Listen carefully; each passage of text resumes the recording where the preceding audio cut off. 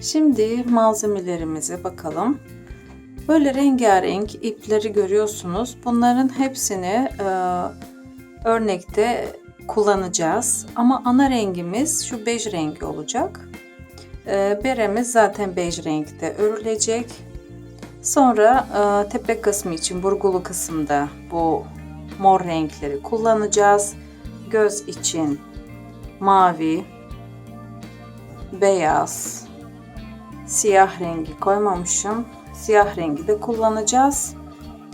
Bunların hepsi bize yapacak olduğumuz çocuk şapkası için ihtiyacımız olan ipler. Bir siyah eksik, onu da getireceğim. İşte ana rengimiz bej rengi olacak. Ve diğerlerinden parçalarınız varsa elinizde onları da değerlendirebilirsiniz. Siyahtan zaten çok ihtiyacımız olmayacak. Beyaz ve mavi. Ama maviden parçam yok. Büyük topu koymak zorunda kaldım. Size göstermek istediğim bu renklere ihtiyacımız olacak. Bir tane 3 numaralı tığ. Ben bu iplerde genelde 3 numaralı tığı kullanıyorum. Gayet güzel sonuç alıyorum. Sonunda da bir tane kalın iğne ihtiyacımız var. Bu ipleri dikeceğiz çünkü. Bir tane de makas bulundurursanız bol bol kesme işlemimiz de olacak.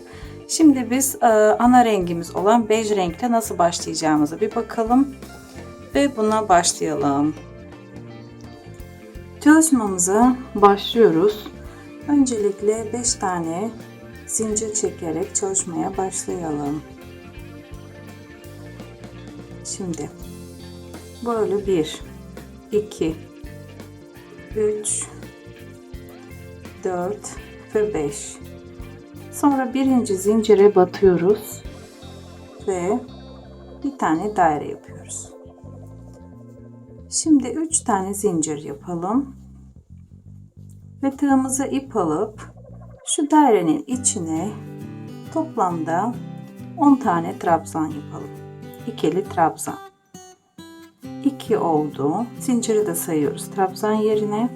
O yüzden 2, şimdi 3 yapıyoruz.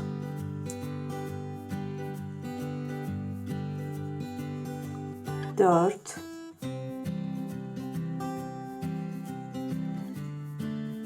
5. Bu şekilde 5 tane daha yapalım. Şimdi 12 tane trabzanımı yaptım. Başladığım yere batıyorum ve sırayı birleştiriyorum.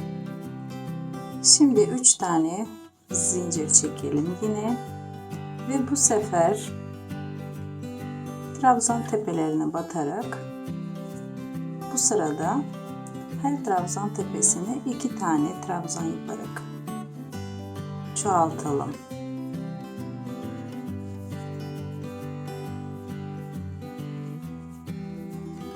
Bu beremiz çocuk beresi olacağı için şöyle 1-5 yaş arası çocuklara olabilecek bir bere yapıyoruz. 1 yaşında çocuğa biraz büyük gelebilir.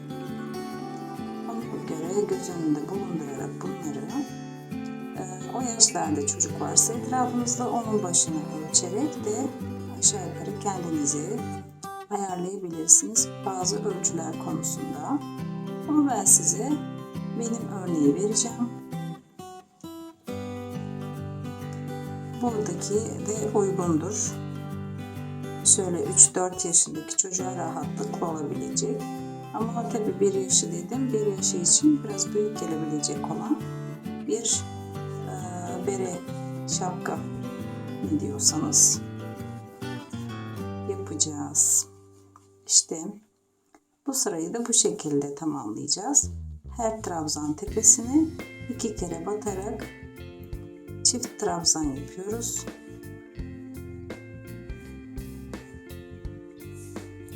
Şimdi sıranın sonuna geldik ve sıranın sonunda bir tane zincirimiz olduğu için buraya batıyorum ve bir tane daha trabzan yaparak bunu çift trabzan haline getiriyorum ve zincirin tepesine batarak sıramı birleştiriyorum. Şimdi tekrar 3 zincir yapıp bu sırayı ise hemen şuraya batalım. Bir tane çift trabzan yapalım. Bir tane tek yapalım.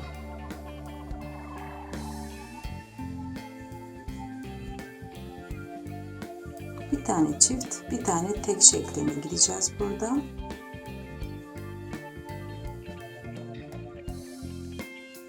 Bakın. Şimdi de bir tane tek yapıyoruz. Bir tane çift yapalım. Yani aynı yere bir kere daha batıp böyle yapacağız. Bakın bu çift oldu sonuncusu. Yanındaki tek. Bu sıralama ile de bu sırayı geçelim. Şimdi bu sırayı da tamamladık diyelim. Şimdi zincirin tepesine batarak sırayı birleştiriyoruz. Yine 3 tane zincir yapıp bir sonraki sıraya geçiyoruz. Burada tabii ki yine çiftler olacak. Hemen buraya bir tane çift olan trabzanımı yaptım. Sonra 2 tane tek yapacağız. Tekleri çoğaltarak çiftleri azaltmaya gideceğiz artık. 2 tane tek, bir tane çift şeklinde artık böyle olacak çalışmamız. Bakalım. 2 tek, bir çift. Yine aynısını yapalım.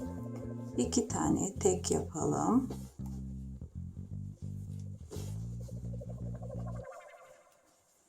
Bir tane de çift.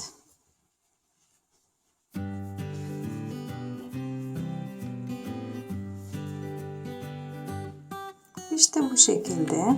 Bu sırayı da böyle tamamlıyoruz. Bakın her sırada adım adım ilerlemekteyiz. Yine sırayı birleştirip 3 zincir yaptım. Ve şimdi aynı yere batarak çift olan trabzanımı yapıyorum. Bir tane çift. Bu sefer de tekli trabzanları 3'e çıkarıyoruz. 3 tane tek, bir tane çift trabzan yaparak bu sırayı da tamamlıyoruz. Bakın şimdi ilkini çift yaptım ben. Şimdi 3 tane tek yaptık. Bir tane de çift yapacağız. Buraya tekrar batarak çift yaptım. Şimdi tekleri yapalım. 3 tane de tek yapıyoruz. Bunu sonraki sırada 4'e çıkaracağız tekleri.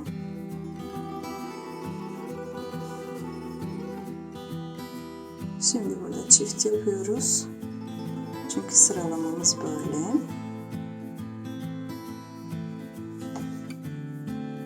Şimdi bakın. 3 tane çift, bir tane tek şeklinde bu sıralamayı tamamlıyoruz. Şimdi yine 3 tane zincir çektim. Zincirin dibine batıyorum. Çift trabzanımı yapıyorum. Şimdi de tekli trabzanlarımı 4'e çıkartıyorum. 4 tane tekli trabzan yapıyorum. Bir tane çift.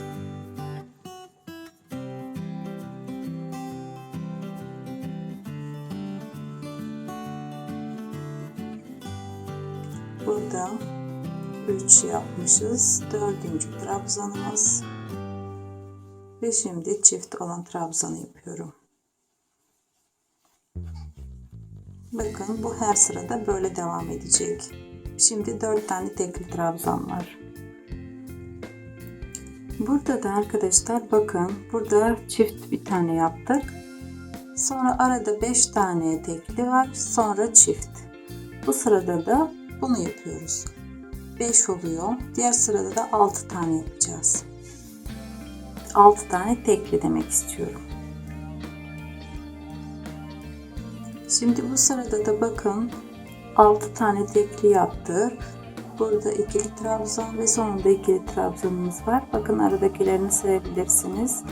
Burada 6 tane yaptık tekli trabzanlarımızı. Şimdi bu araları 6 tane dekli olan sıradan sonra artık arttırma, eksiltme yapmıyoruz. 3 tane zincirimizi çektiğimiz gibi artık her trabzan tepesine bir kere batarak trabzanlarımızı sadece yapıyoruz ve bunu çocuğumuzun baş büyüklüğüne göre ne kadar derinlik kazandırmamız gerekiyorsa o kadar sıra örüyoruz. Bakın buradan aşağı hiçbir artık arttırma yapmayacağız ve bu böyle katlandığı zaman bakın katlanacak. Çünkü bu toplanacak her taraftan ve bu bizim beremiz aşağı doğru artık büyüyecektir. Sizden buraya kadar artırma işlemlerini anlattım ve bundan sonra tek başınıza yapmanızı isteyeceğim. Çünkü bu bir çocuk şapkası olacak. Her çocuğa göre değişebilir. Sizin yaş gruplarınız farklı olabilir. Ben demiştim ki 3 ve 4 yaşları çocuk için, hatta 5 yaş çocuğu için gayet ideal bir şapka olacak bu.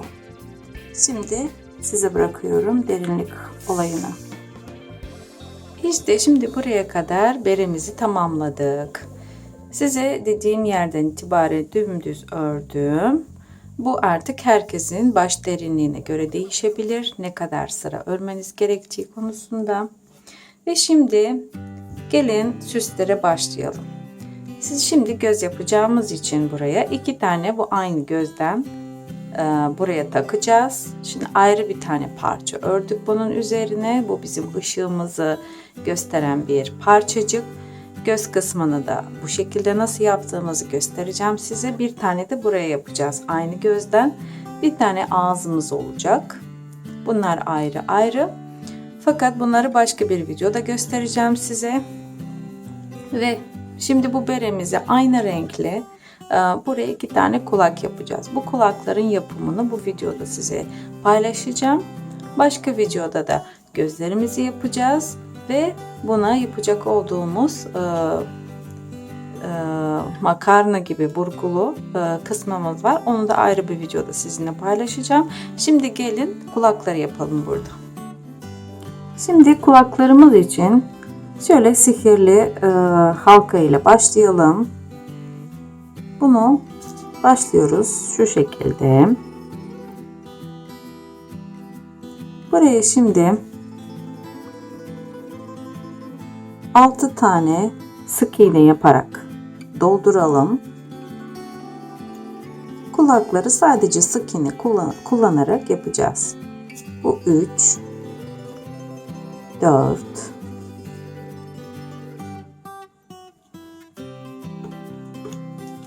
5 ve 6 tane.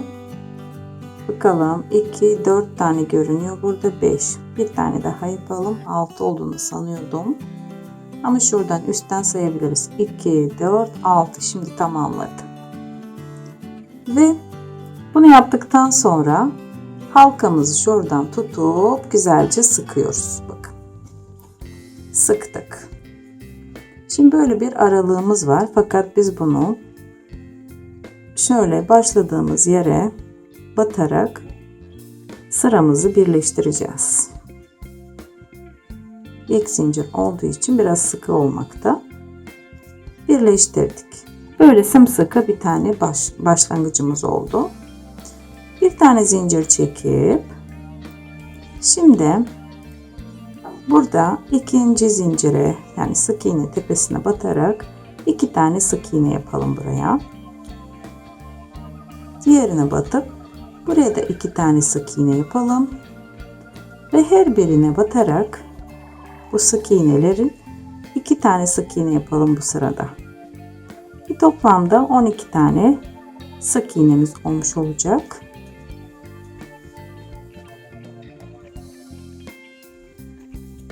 Böyle.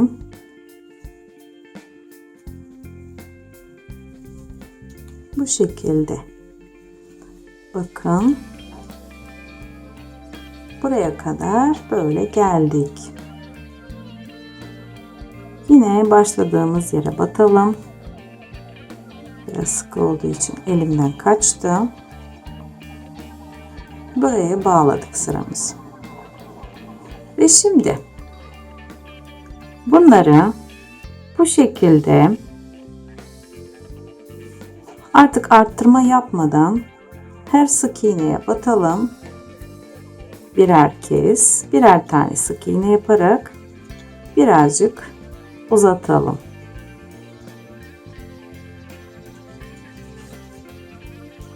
Kulak olacağı için tepe kısmını sivri yapmamız gerekiyor. Ve o yüzden kademe kademe biraz yavaş yavaş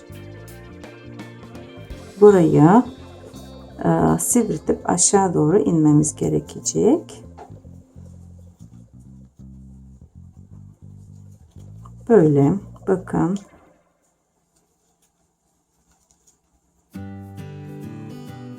Size nasıl başlayacağınızı gösteriyorum. Kendiniz bunu hissederek de gerçekleştirebilirsiniz. Nereye ne gerektiğini örgücü arkadaşlarım tabii ki bunu anca anlar. Böyle kulağın nasıl aşağı doğru uzadığını fark edebilirsiniz. Şimdi belli bir süre böyle birkaç sıra örelim, sadece sık iğnelere batarak, hiçbir arttırma yapmadan. Bunu birkaç sıra yapacağız. Şimdi artırma yapmadan ikinci sırama geçtim. İkinci sırayı örüyorum arttırma yapmadan.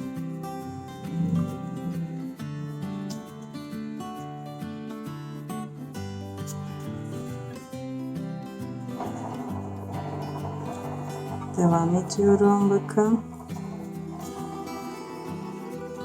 Böyle bir şey uzamakta. Üçüncü sıraya da geçtim. Şöyle aşağı yukarı sayabilirsiniz. Bakın bu bizim arttırma yaptığımız sıra. 2 sıra yaptık. Şimdi üçüncü sıra örüyoruz. Üçüncü sıradayız. Böyle sayabilirsiniz aşağı doğru.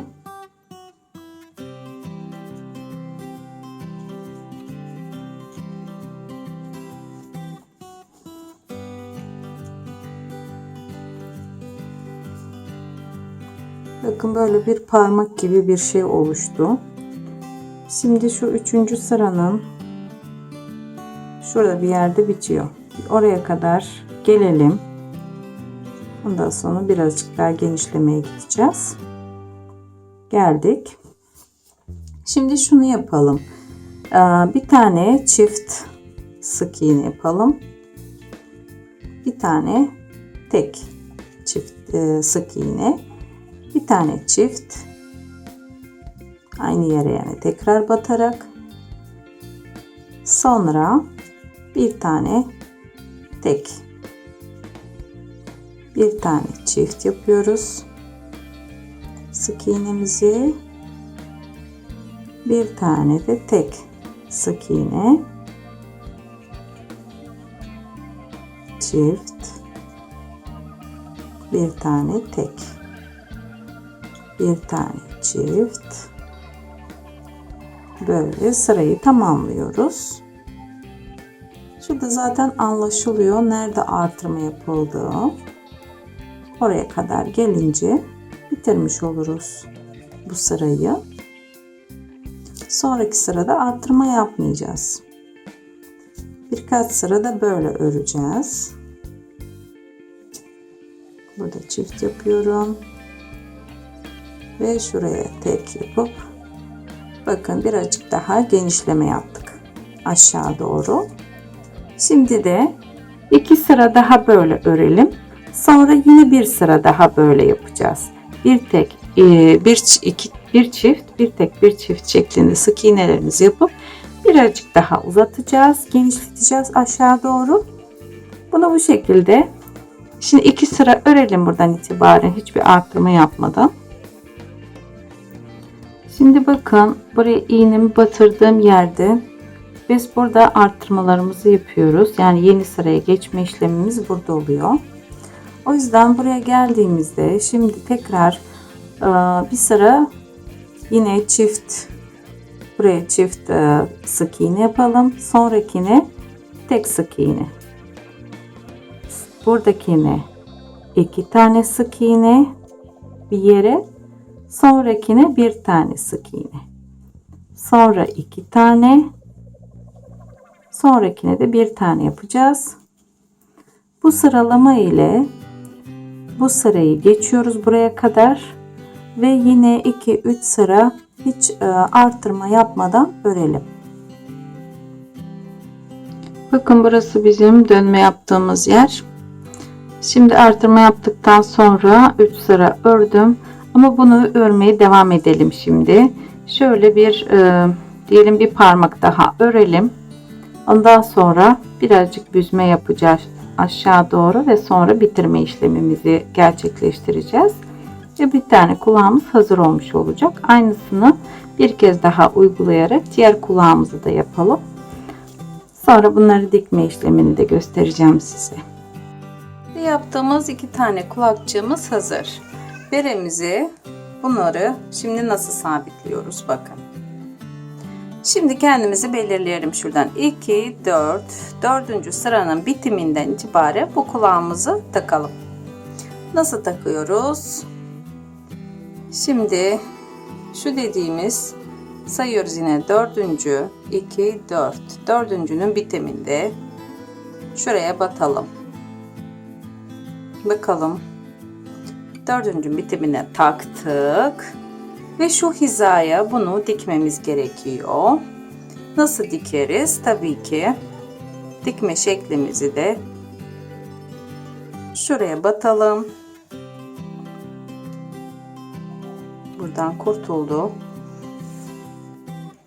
Tekrar şöyle şuraya yine dairesel hareketlerle daha önce de berelerimizin tepe kısımlarını dairesel hareketlerle dikmiştik. Yine bu dikiş şeklini kullanarak buraya dikelim. Önce ön yüzünü sonra da diğer tarafını birazcık açarak beremizin diğer tarafını onu sabitleyeceğiz.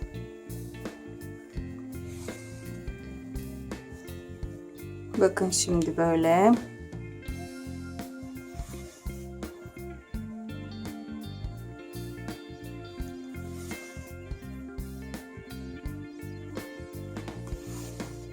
Bakalım neye benzedi. Şöyle yatıralım. Böyle dik bir kulağımız oldu. Sorun değil bence. Devam edelim. Şurası bizim bitirme yerimiz. Onu da içine sokuşturalım bu ipin ucunu. Ve şimdi birazcık ayıralım. Şuraya getirelim. Diğer ucunu da şöyle bakın. Biraz açık olsun.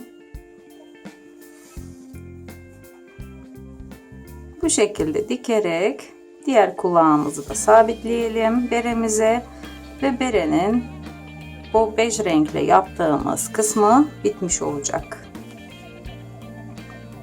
Zor bir şey yok. Mantık geliştirerek de bunu kendiniz de yapabilirsiniz.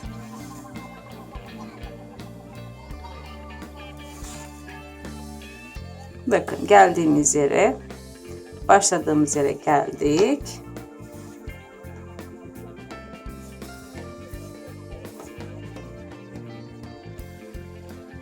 Son yine kulağımıza batarak şöyle beremizin iç kısmına geçip burada bir düğüm yapalım ve dikme işlemimiz bu kulak için bitmiş olsun. İşte makasla da keselim ipimizi. Bakın şimdi ne elde ettik? Sık iğneli yaptığımız için kulakları dik durma ihtimali daha yüksek. Şimdi aynı şekilde berenizi yatırın. Düzgün dursun diye ve berenizin diğer tarafına da diğer kulağımızı aynı şekilde sabitleyelim. Şuradan ne dedik? 4. sıranın bitiminden buraya da bu kulağımızı sabitleyelim dikerek.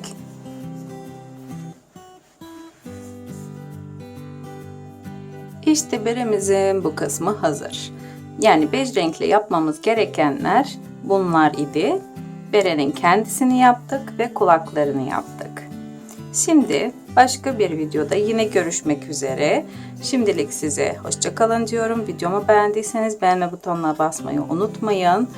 Ve yorumlarınızı da bekliyorum. Eğer kafanıza takılan bir şey olursa mutlaka sorun. Size dönüş yapılacaktır. Ve bu videoların devamını getirmemizi istiyorsanız ve takipte kalmak için lütfen abone olun. Ve şimdilik kendinize iyi bakın. Gözler ve yapmamız gereken makarnalı burgular için de diğer videolarımızı lütfen takip edin.